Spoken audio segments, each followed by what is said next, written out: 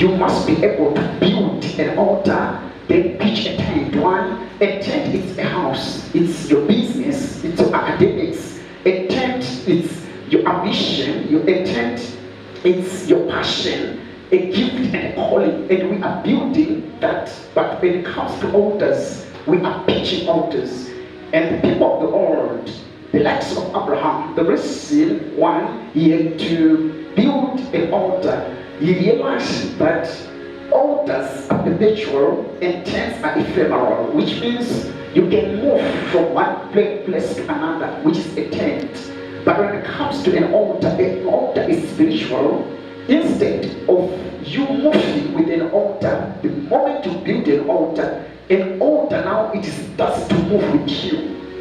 So Abraham said, you, God, you have called me and you didn't introduce yourself to me. What I'm going to do, I'm going to build an altar. The reason why Abraham is building an altar is because he wants to trap this God into this place. So that was the only place where Abraham can trap God. He tried to trap God in his mind, but he was unfathomable. He could not fathom this God because our God is huge. Our God is massive. He tried to capture him and keep him in his spirit and heart, but he realized that this God is big. So what am I going to do? I'm going to build an altar. So an altar is a trap or an entrapment that is used to trap spiritual dimensions. If you want to trap spiritual dimensions, spiritual possibilities and spiritual realities, you must be able to build an altar, not a tent. I grew up in Zimbabwe in the dusty streets of Glenview. That's a tent. Then I moved from Glenview, then I stayed in Free State's Sasolburg, and I pitched my tents there. Then I moved. Then I went to the Northwest. I pitched my tents there. Then I moved. Then I am in Pretoria. One day I'm going to leave this tent, Pretoria, and I'm going to move. But the altar that I encountered when I was in Form 1, when I received Christ, is always moving with me. So you must be able to build an altar, not building a tent.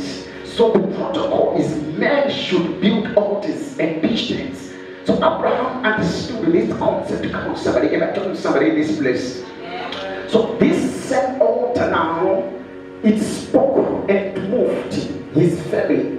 An altar is with an ability to move you from a tent to a tent, to a place to a place.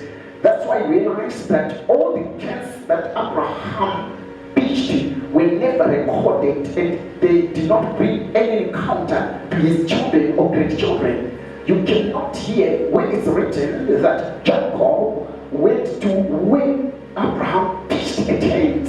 But when Abraham built an altar, that's when they get an encounter. Come on, somebody. So I belong to a man called Jacob. The Bible says he had